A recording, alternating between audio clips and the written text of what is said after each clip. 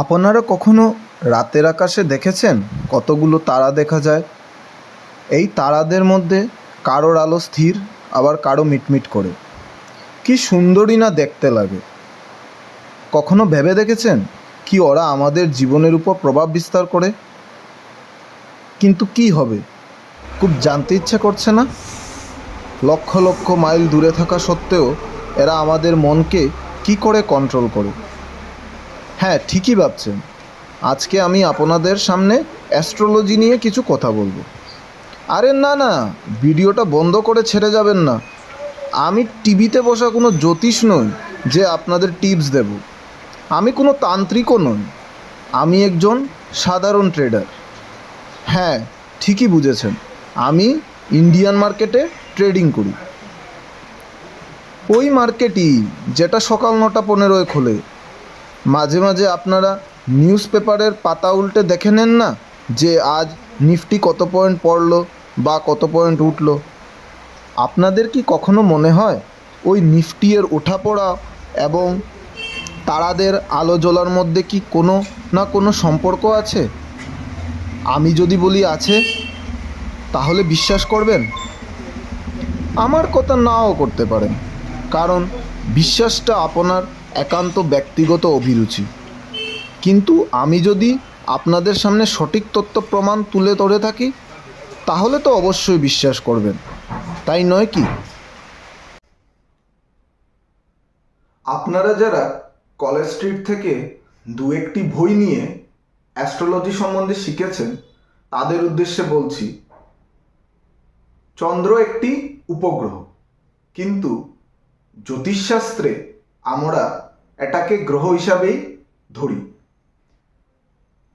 চন্দ্রের নিজস্ব ঘর হলো কর্কট। চন্দ্র একটি রাশিতে 2.5 দিন করে অবস্থান করে। তো টোটাল মোট রাশি হলো 12টা, 2.5 দিন করে অবস্থান করে, মানে পুরো রাশি ঘুরে চন্দ্র তার নিজের ঘরে আসতে 30 দিন সময় লাগে। এই চন্দ্রের প্রভাব মানব জাতির উপর যে পড়ে সেটা তো অপরিসীম। তার ফলে মার্কেটের উপরে যে চন্দ্রের প্রভাব ফলে তা আমি দু একটি তথ্য নিয়ে আপনাদের সামনে তুলে ধরব।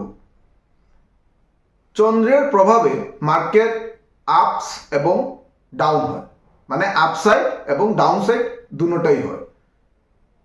গত 5ই এপ্রিল চন্দ্র তার নিজের ঘরে ঢুকেছে। তার ফলে 7ই এপ্রিল মার্কেটে প্রচণ্ড লেভেলের একটি গ্যাপ ডাউন হয়। পরবর্তীতে রকেটের মতো উপরের দিকে দ্রুত গতিতে ছুটে চলেছে।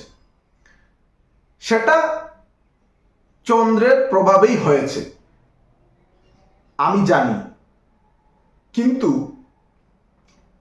আপনারা সেটা মেনে নেবেন না, সেটাও আমি জানি।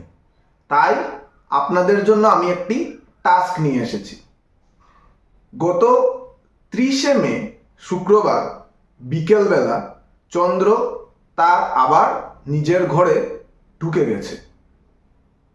শনি রবি যেহেতু মার্কেট বন্ধ, তাই সোমবারে আপনারা ডে হাই এবং ডে লো মার্ক করে দেখুন না কি হয়।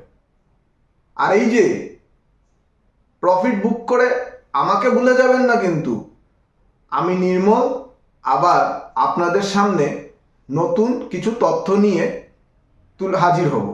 আজকের মতো বিদায়। আপনারা সবাই ভালো থাকবেন। নমস্কার।